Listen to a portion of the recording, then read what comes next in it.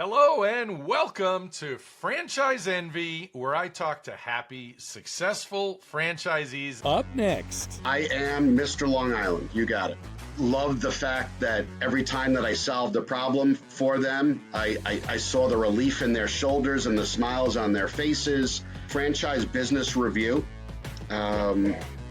named me the rock star of the year out of all franchises in the country. And today, very, very special guest, and I'll tell you why this guy is so special to me. My college roommate is a happy, successful franchisee. Adam Flattau, welcome to the show. Go Red Dragons. Thank you, Lance. Oneonta Red Dragons. So Adam is a Senior Care Authority franchisee. And Adam, you got into Senior Care Authority what year? 2018. 2018. So roughly 7 years ago. And you bought one territory or two? It was two territories. Nassau and Suffolk County here on Long Island. Oh, you have all of it. I am Mr. Long Island. You got it. I had no idea you had the whole. And the island has how much in population these days? 2 million. Oh, is that all it is? Okay, I thought it grew. Yeah, we're not New York City. I thought there was at least 3 million, Thankfully. 4 million. I don't even remember. Well, anyway, that's a huge territory. So how did you get into Senior Care Authority? Great question. How did I get into Senior Care Authority? Well, after 30 years of corporate America, primarily in commercial real estate, I can certainly elaborate on that if you guys are interested in it. I'll elaborate as much as you feel like. Okay. All right. Well, after running some rather large sales teams for a commercial real estate information and marketing company, I felt as if my time in corporate America was done. My culture was kind of diverging from the culture of corporate America, and I needed to find something else. And right at that same time that was all going on, I was also caring for some loved ones in my family. I started caring for my mom, 2 twin uncles, and to some extent, my father-in-law as well. And I knew absolutely nothing, Lance, absolutely nothing about what I was doing. And I learned quite a bit as I was going through the process, and loved the fact that every time that I solved a problem for them, I saw the relief in their shoulders and the smiles on their faces. And I felt, if I'm getting out of corporate America, and I'm pretty good at this as far as helping people figure out what to do later in life and how to live their best and highest quality of life and be cared for, maybe there's a business in that, okay? Yeah. I initially thought maybe I could start it myself, and then realized, not that I tried to start it myself, but realized that now is not the time to try and reinvent the wheel. Let's see if there's something out there that exists already. And that's how I came across Senior Care Authority. I love it. And explain to people listening the home care space, which is usually called the senior care or the senior home care space, because most of the business are seniors 65 and over. But, you're not an agency per se in which a lot of people hear about hiring all of these caregivers. That's not what you're doing. Your Senior Care Authority is all about the placement side. So describe that a little bit. Sure. So yeah, you're spot on. And believe it or not, I was looking prior to choosing Senior Care Authority, and they of course choosing me. Prior to that, I was looking in the home care space, the senior home care space. It wasn't something that I felt was right for me. So what we do at Senior Care Authority, and to some extent, because of the business model that Senior Care Authority has with it, allowing a consulting side of the revenue model, not just the placement side of the revenue model, we can still dabble in home care space. But what placement is all about is getting to understand all of the various opportunities and solutions in a specific territory. Long Island, for example, has roughly 140 different options for somebody to live safely, comfortably, and have a high quality of life outside of their primary home. So an assisted living community is what we specialize in. And what we do is we meet with the families, knowing our inventory, so to speak. We meet with all of the families, spend an extensive amount of time in that discovery process and understanding what is important to them, and then hold their hand through the entire process until we find the best solution for them in an assisted living community. Got it. So you had a passion for the business, you had sales background, which sounds like it fits perfectly with this particular business. So I would imagine people building a big business in this have a staff. Do you have a staff, or you're working on your own? Wonderful question. Many people in this space and many people, other franchisees in Senior Care Authority, and probably most of the Senior Care Authority franchisees do have a staff. Some of them, 1 or 2 folks, others might have up to 10 people working for them.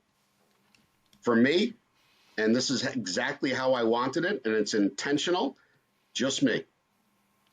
That's awesome. Yeah. All right, so let's talk numbers here, because everybody listening is like, Lance, show me the money on this. You're working by yourself.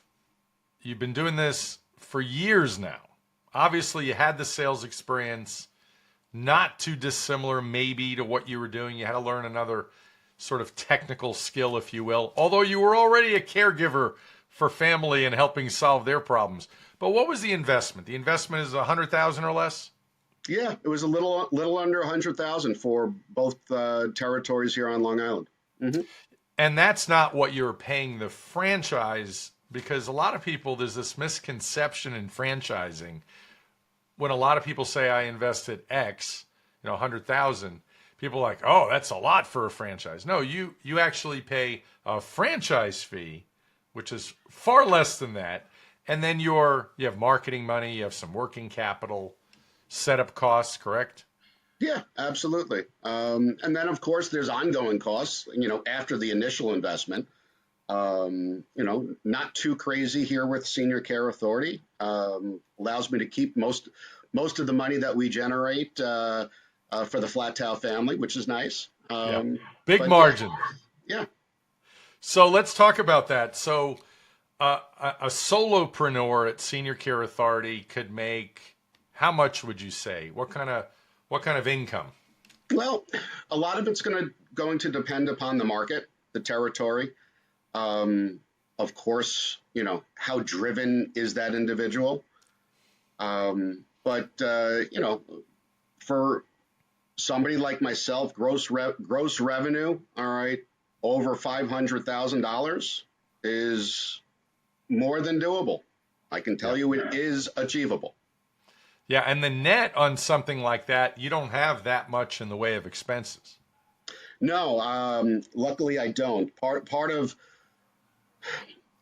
my success, quite frankly, is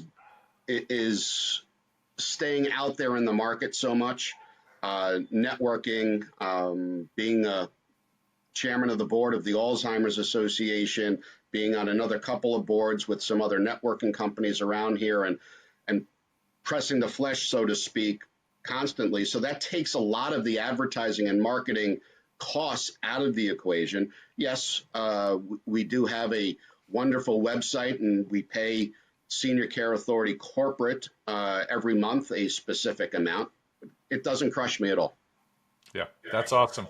And yeah, being out in the community, investing your time with the Alzheimer's Association is the perfect investment. It's not necessarily hard dollars, but you're certainly getting an ROI through referrals, I am sure. Yeah. Not to mention that, and it's not I'm not doing it because of the business. All right. It's near and dear to me from uh, uh, personal loss Yes. as a result of Alzheimer's. Um, but it also lends a certain validity to myself and the business. Yeah. So it's not just the fact that referrals might be coming in, it gives me another opportunity to give back. Yeah. Okay. And I don't know if you know this about me specifically, Lance, but I believe it was 2023, might have been 22. Franchise Business Review Yeah. um, named me the rock star of the year out of all franchises in the country. Wow. Rock star of the year for the Giving Back award, which was absolutely fantastic. That is amazing. That's a belated congratulations from me on that. So Thank you, sir. I absolutely well deserved, of course. So, when it comes to those business owners, because everybody's different, and there are some people that want to make $500,000 a year. There are other people that feel like they want to build a net income of $750 a year and above. So, if you're adding staff, which some senior care authority folks do, I mean, you can make how much? Well, I couldn't tell you from a net standpoint, and I think that's largely because of the structure that people might have in place to hire and keep people might be different. Some might be salary, some are probably 1099 contractors and just getting a piece of every placement or service that they're doing. But on the gross side, well over $1 million a Yeah. year, if you are structured properly, is more than doable. Yeah, and regardless, with the huge margins, that could be as much as what, 80% plus? Um, Again, I think a lot of it's going to depend upon how how you structure those employees. All Got right. it. So, and what I mean by that is a lot of the 1099 folks, for example, they're probably getting half or close to half of every piece of business that they bring in from a gross revenue standpoint. Right, So that's right. going to increase those margins.